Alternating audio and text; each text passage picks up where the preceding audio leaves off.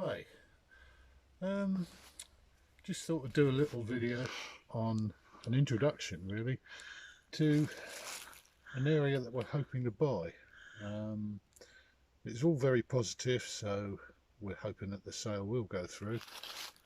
But in the meantime, we've started work just coppicing some of the hazel, it's been stood for too many years, and a lot of it needs to come down the mature, the big boughs. You see some little groups like this one just here, which are okay. They can stay as they are for now. And just to the left of that, you see some with bigger um, branches in it, and the odd one on its own. We need to thin all that out and then let it bush out. It's proper woodland management that's needed here.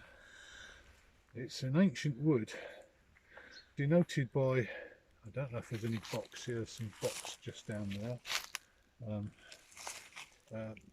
It's got a number of names, but Butcher's Broom is its name. It has red berries on it, about a little bit bigger than holly berries, and it's actually a nice Christmas decoration. I remember collecting it when I was a kid to take home, and we'd spray it gold and silver, and yeah, it's a lovely little plant. But we have lots of it around the perimeter. It's almost forming a hedge. That's why we keep slipping back into calling it box. It's not box hedging at all, but it's a rather special plant that only really grows in undisturbed ground, woodland, and mainly on the edges. But in this woodland, we got some lovely big oak. There's a couple of there behind us. Some massive oak.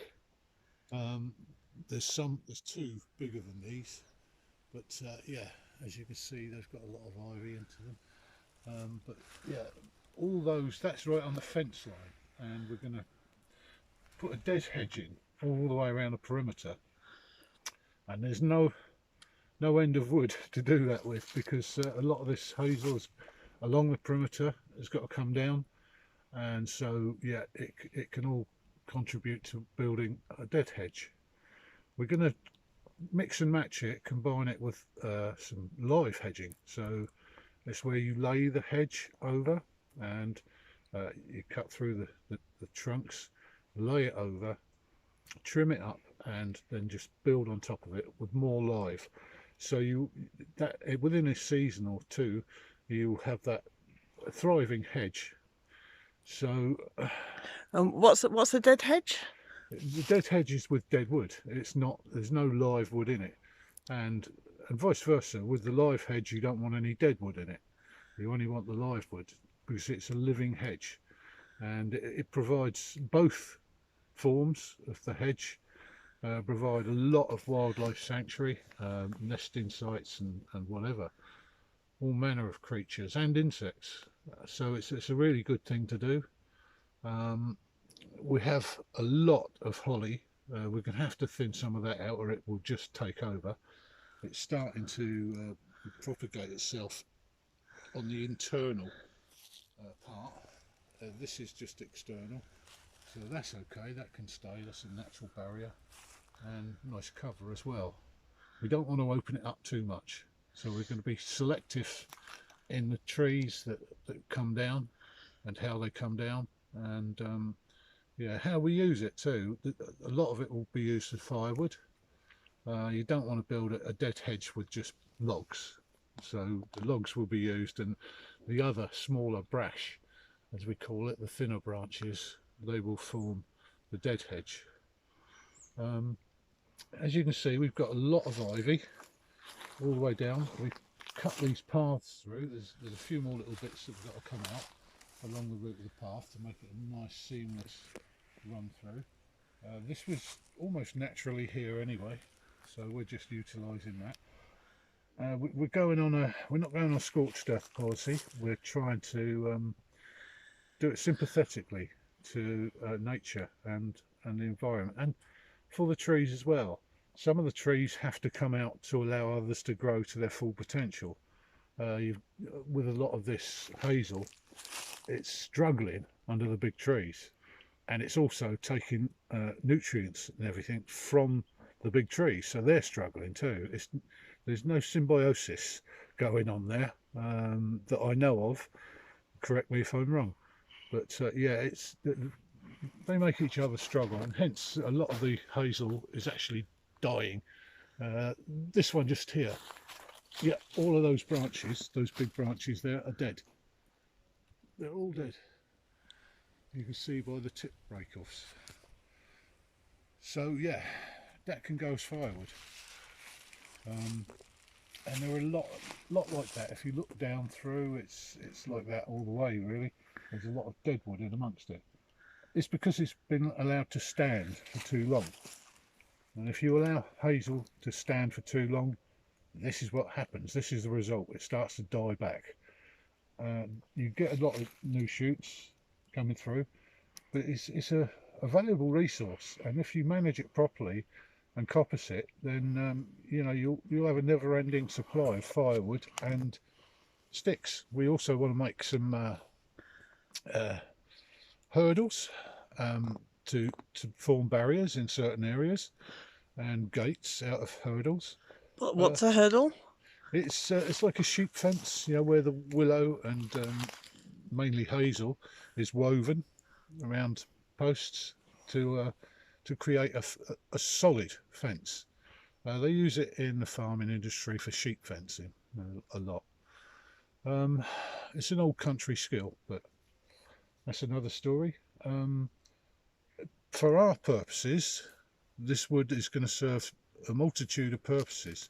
Not only is somewhere nice to come and sit and spend some time to meditate, to play our shamanic drums, but also to build a shamanic sweat lodge. We want to build a swing seat. We want to build a lot of things, maybe a log cabin. Yeah, the shamanic sweat lodge is a ancient form of sauna, basically, hence the name sweat lodge. Yeah, so that's something we really want to do. Been quite taken by that idea, and hello little puddy. So yeah, it's there's a multitude of things we want to do here, as well as not really landscape it, but use what we have to landscape it, treescape it if you like. So that the beauty is already here. We're trying to expose it and then and embellish it rather than, yeah, reconstruct anything. You can't reconstruct nature. You can work with it, you can work against it. So yeah, we choose to work with it. But also we plan to get married. Well, we already are married officially, but we want a hand festing ceremony. We want to be able to invite guests that we couldn't do at our wedding because of this virus. So yeah, once we've cleared an area here, we want to plant it out with grass seed and wildflower seed, and just have a nice little area where it will look quite magical. And we have the light, enough light coming in, especially once we've taken out some of this hazel around the perimeter. That will let the light flood in. But there is a good bit of wildlife, or there used to be before we introduced cats. We have 7 cats, and the mother also joins. They all come for a walk with us around the woods. But there's a lot of wildlife in here. The nightingales nest up in here somewhere, probably in the bramble. They will find other alternative sites to nest because the bramble is going. There's one patch that we're going to leave, and I think what I'd like to do around that is put some hurdle around it, so that it's a little separate area, and anything going in or coming out would be protected a little bit more by a hurdle being around it. So yeah, we've seen buzzards and sparrowhawks flying over the wood, and yeah, there's a multitude of little warblers, and there's all sorts of woodpeckers in here. And you talked about the sweat lodge. Can you explain a little bit about that? What's its use for? Well, it's basically a sauna. So yeah, I'm very into the spiritual side of the Native Americans, in particular the Dakota Sioux. I have a connection there, and the sauna will be, or sweat lodge, will be by invite. If people want to come, then fine. And we're not going to build a massive one. We'll build it for like maybe 6 people or something like that. And what it entails, it has a fire pit that's built away and from the actual lodge, and with a channel going to the lodge.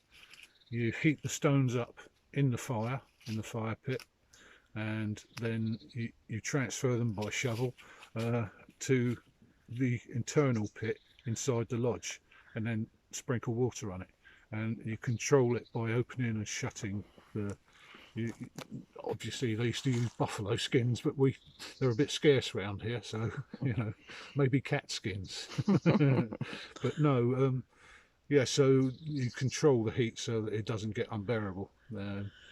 So And is that used for like shamanic? yes, yeah, the shamanic ceremonies, you connect with the ancestors.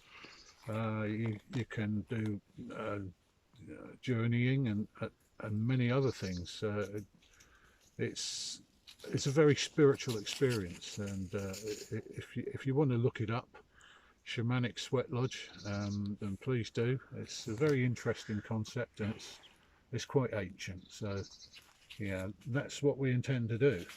And we have a big crop of bamboo in the garden itself, which I've got some photos. I'll share some photos with you.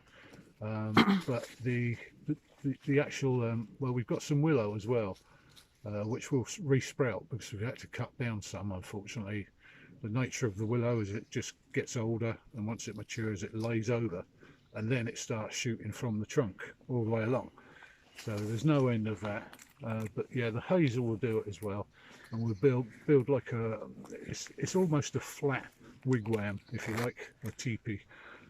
So yeah, a little wooden structure, and then you lay over blankets and whatever you desire, really, just to trap the smoke in, not trap the smoke in, trap the heat in, and let the smoke out.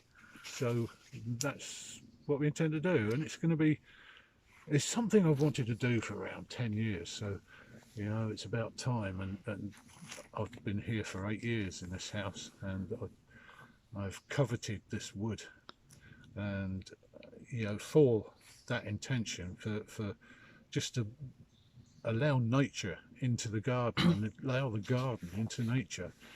So there's a big connection that's happening, and yeah, we're thrilled to bits that we're going to get this, and we will. So yeah, we'll do regular updates and show you some of the progress. But for now, I think that's about all I can cover for now. Oh, we do have a little pond in the middle, which I'd like to get. We're going to need to get a little machine here, a little micro tractor. So I'm going to get one with a digger bucket on it, so that I can actually scoop out the pond a bit and make it a bit larger. We want to build like a marsh. How do you say it? A reed bed, so that it will filter all the water through, and the water comes out drinkable at the other end. And we've got, I don't know, 100 yards to allow this water to filter down from the pond. We can feed it down through the reed bed and other plants, of course, and they will filter out all the nutrients and all the undesirables too. And you know, basically they'll be bedded in sand, which acts as a filter as well. So there you go. That's about it for now, but we'll cover all that later on in the video, and a lot more, I'm sure. So yeah, goodbye for now, and join us on the journey.